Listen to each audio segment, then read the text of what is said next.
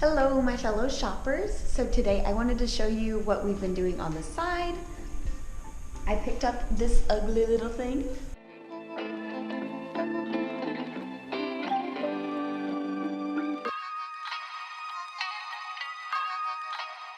But we are going to turn this ugly little thing into a beautiful thing that lots of people are going to want to buy. So welcome to my furniture flipping journey.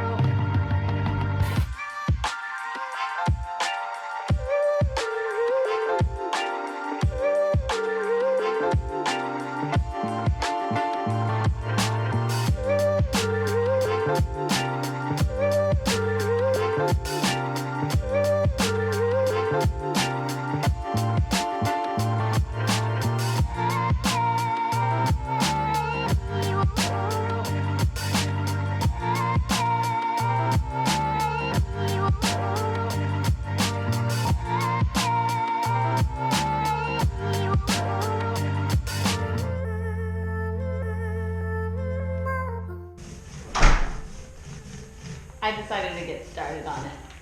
Yeah, see, there's so much time of the day still. Give me a pose. What type of pose? Like, Nick Lebowski's pose? Do it over here.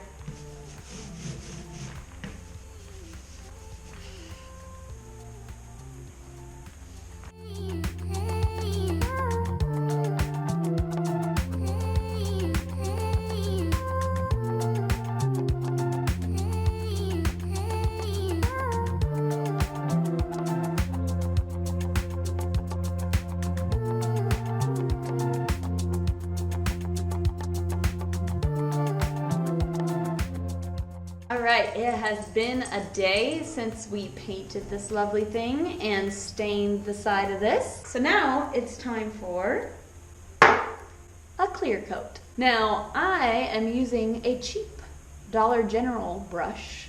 It's like horsehair. Now when you use this stuff, I don't even try and keep the brush afterwards. So that's why I use a cheap brush, because this thing is going in the trash after this. Before I used this, I just went ahead and like pulled a little bit on the horsehair, because sometimes they have like loose hairs and you don't want that to get stuck in your clear coat.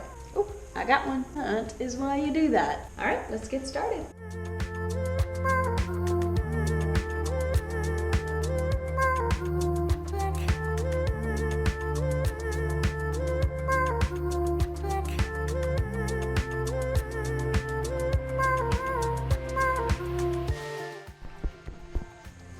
Okay, so we're gonna put this hardware on the drawers right here.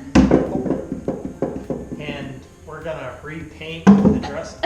Okay, we're gonna put this hardware on these drawers like that. So this hardware we actually got from like a Habitat for Humanity store, and it was like 99 cents a piece. And then you just get the screws with it. So we got a bunch of different sizes screws, so hopefully these ones are the right size. They are the right size. They are? Okay.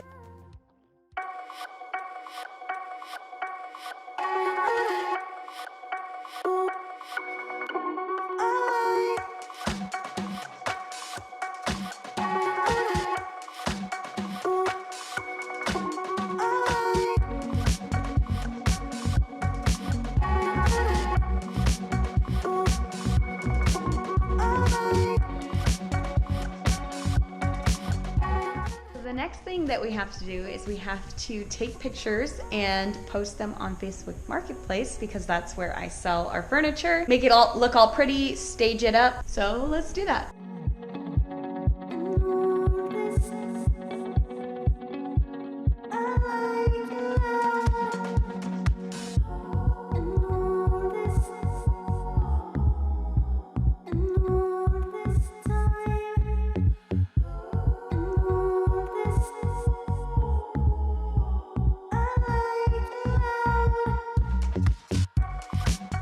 Usually when I'm taking pictures, I try to take some with the drawers open, with the drawers closed. We want some without decorations, and then some with some staging elements.